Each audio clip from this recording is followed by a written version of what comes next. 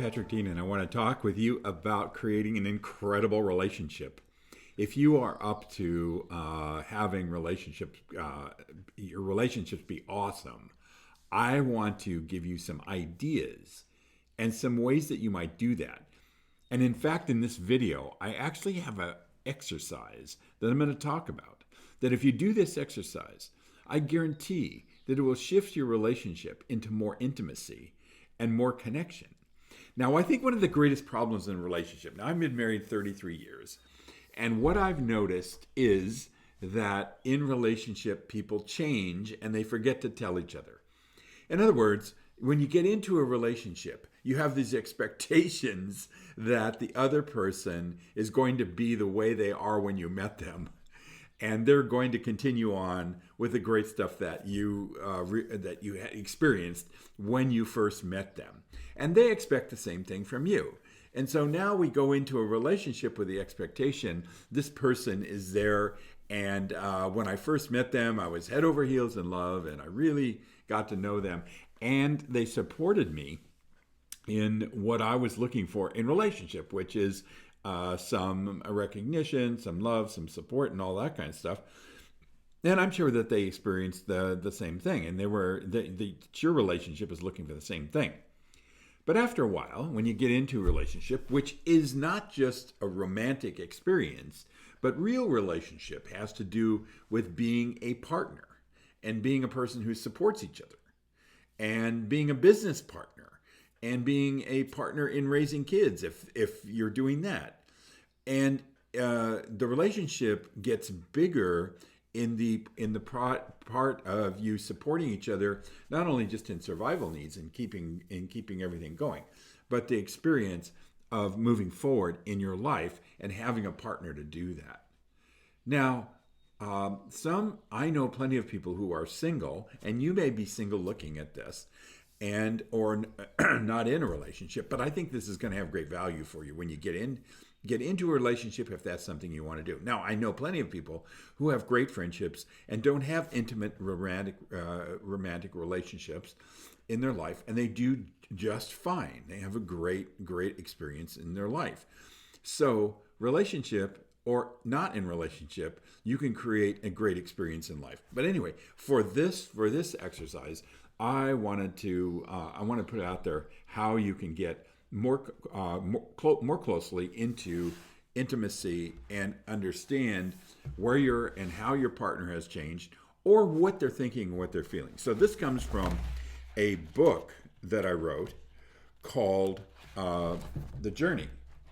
Now, The Journey is available on my website, patrickdeancoaching.com. You scroll all the way down, you will see The Journey there. And it's available for downloading. So you can download this one. I think it's $15 US, and you can get a copy of this. So you're going to have the copy of the exercise itself. Okay, so let's talk about why this exercise is important and what you can gain from it. First of all, it's critically important because we need to get current in our relationships and stay current. In other words, no matter what emotion we have going, no matter what we have going in our life out there in the world, and no matter what we got going in our relationships, it's best to be in the moment and current with our relationships, and that requires that we have a communication and we're able to talk with each other. So here's the relationship. Here's the relationship exercise, okay? Set aside a time. I'm going to read this right out of the manual. So set aside a time when you and the other person can talk. Make an agreement that you're not going to talk about your problems or your family business or any issues in your relationship. Of course, those are important to talk about and talk with each other about. But this is not exactly what this exercise is about. Now, to start with, what you want to do is find a place where you guys can have a intimate conversation and you're not going to be interrupted. Establish a time frame for this conversation. 1 hour or 2 hours at most would be a great time frame. So agree together that you're going to spend this time in conversation.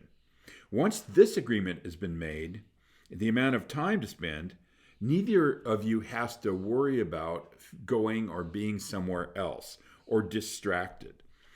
Also, this conversation can be very powerful and intense, and you want to give it your full attention, and you want to stick with it throughout the conversation. Now, the next thing to establish is to take a deep breath and let go of some of the resentments or upset or judgment or other stuff going on that may be going on in your relationship. Just bring yourself present.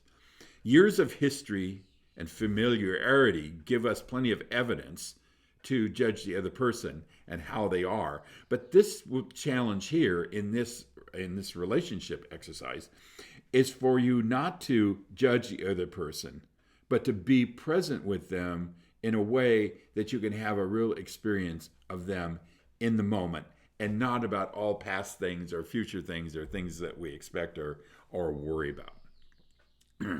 Now, during this exercise, you'll be, because one person is talking and one person is listening, you'll be tempted to interrupt your partner and give your opinion during like I said, during the answering these questions I'm going to give you. And it's natural to think that for each one of us that our opinion in that moment is really important to give. But in actuality, our opinions often are just experiences to make us right about what we believe.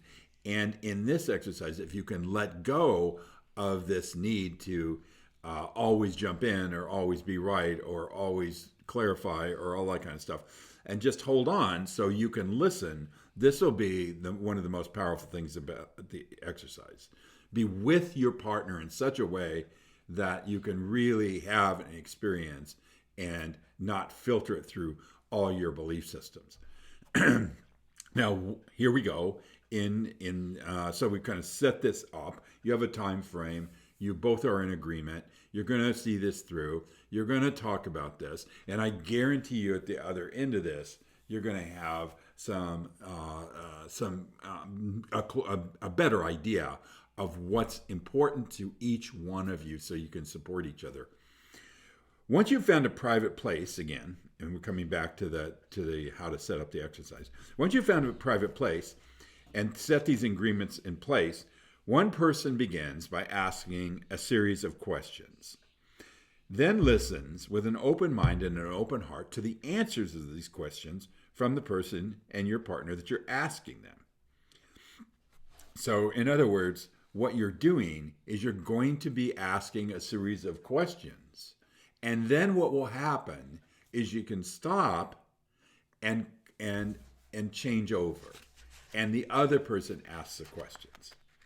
So what kind of questions are we talking about here? Now, I can't give you all of them right now in this short video, but I will talk about a few of them. There are questions, there's a series of questions. Let me go down and the ones that jump out for me. Okay, here's a question. What do you withhold in relationships sometimes? Do you know that we oftentimes kind of censor ourselves and hold back in relationship about not telling the truth or not being open about stuff? And there are even, for little things, there's even things that we hold back. So what is it you hold back in relationship? You can answer that question for you. What is it, and when do you hold those things back? Are you afraid the other person's reaction or the other person might, in the way they perceive your experience if you let them know what's really going on? So what do you hold back? Everybody, by the way, everybody gets into a groove or a way of talking or a way of being if you've been in a committed relationship for very long. You guys know this one. So what do you withhold in a relationship? And then another question is, what do you appreciate the most about our relationship? What do you appreciate the most? So concentrate a little bit on the stuff that's really, that maybe you originally got into a relationship with this person and you appreciate things about them. I know that we think in relationship that people know that we appreciate and love them. But in actuality, I think stopping to acknowledge some of those things once in a while and not take them for granted. So, in this question answer exercise, you'll hear the person talk about what they appreciate about the relationship. When is it in a relationship? Here's another great question. When is it in the relationship you feel the most loved? When do you feel the most appreciated? When do you feel the most acknowledged? All those are kind of the same question. And you can listen to the answer from that person about what they're experiencing. Now, one of the things, as I said, I have been married 33 years to my incredible wife, Nancy. And every time we do this, and we do it, you know, every 6 months or a year, or even in conversation as we go along. Every time we talk about this, I'm surprised at some of the things that are important to her. I'm surprised at some of the things that that have shifted in the way that she sees the world, or the way that she wants to live her experience, what she wants more of in her life. Great question. This is the last one I'll give you from the list of these questions. But a great question is, what dream in your life have you not fulfilled yet? And wait for the other person's answer. Now, I don't think we ask people about how they want to live their life, or what is their goals and dreams, or what is something they've always wanted to do, because we're afraid to hear that something they always want to do might not be something that includes us, or it might not fit our idea of what we should be doing together. So we don't really ask about goals and dreams. Now, I think if you ask about this and you haven't asked in a long time, the other person answering might not quite know. But what's important is that you keep with this until you get an idea of what kind of life they want in 5 years or 10 years, or what, if you're going to be together, what is it that's really, really important for them in relationship, for them personally. You know, I think one of the things my wife wanted to do, Nancy, she wanted to climb Mount Kilimanjaro in Africa. And that was her goal. And that was not something that I wanted to do. And so I thought, why would I support her going to some place that's very different, that might not be safe, that I'm not involved in? Why would I think that she'd want to have an experience that I wasn't involved in? Hear the ego there. So when I did these questions, I really got that was something important to her. So I shifted over and said, okay, I'll support you in that, and helped her. I helped her we worked out together to make sure she was in shape. I looked for a good guide service and helped her out there, got her a sat phone and all that kind of stuff. And so we could communicate and everything and have somewhat of experience. And then she went by herself and met some great people and stuff and climbed Mount Kilimanjaro, one of her goals in her life. And instead of being a hindrance to the goals, like, you don't really want that, or are you sure, that's not something we can do. Why don't we start supporting each other in what's important? And sometimes it includes something we want to do together, and sometimes it includes something that we don't, that's something that we do separately. But you have to be brave and courageous and open to have these kind of conversations.